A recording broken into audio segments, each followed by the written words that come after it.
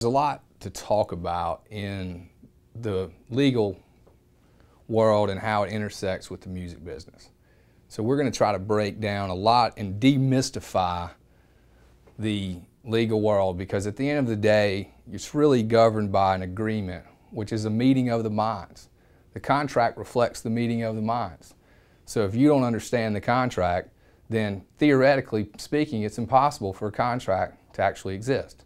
So what I hope to do is to talk about what rights in general you're agreeing to, and what the producer's going to be doing, what the manager's going to be doing.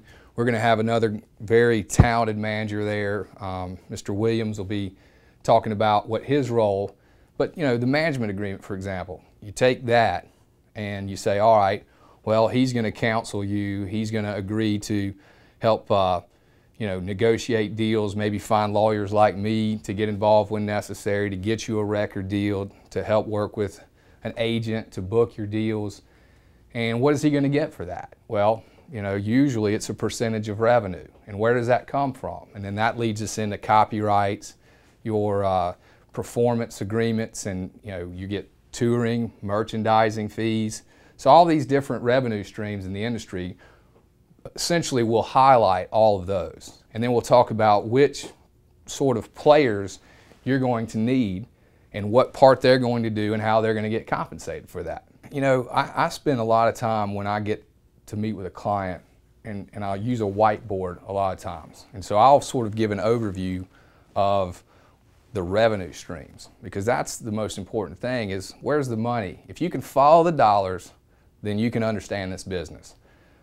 And so usually when I meet with someone, I try to find out what are their goals. Do they just want to try to, make a record and make money as a songwriter and shop those and have other people out there? Or do they want to be a performer and write their own songs? Or do they want to perform other people's songs? And then we talk about how the money follows all of those things and try to formulate a plan. Who do you need to do that? Do you need a manager? Maybe. Do you need a producer? Probably.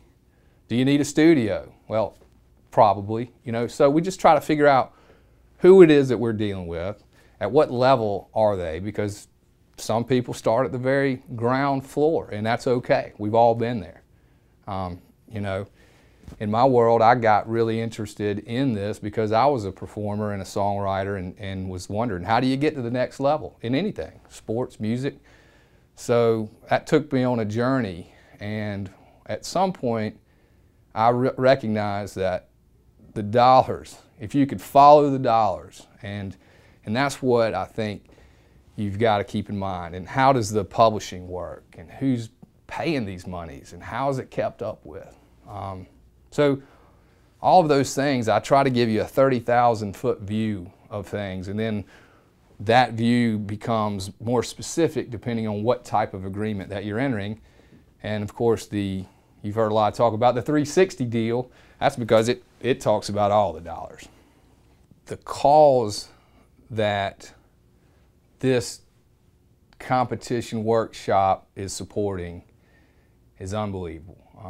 You can hear military and you can hear that kind of thing, but when you actually meet the mothers of the fallen soldiers and hear their story, and it really, I was at a press conference and it had us all seriously in tears. I looked across the way and there's very tough military guys crying because they really have made the ultimate sacrifice.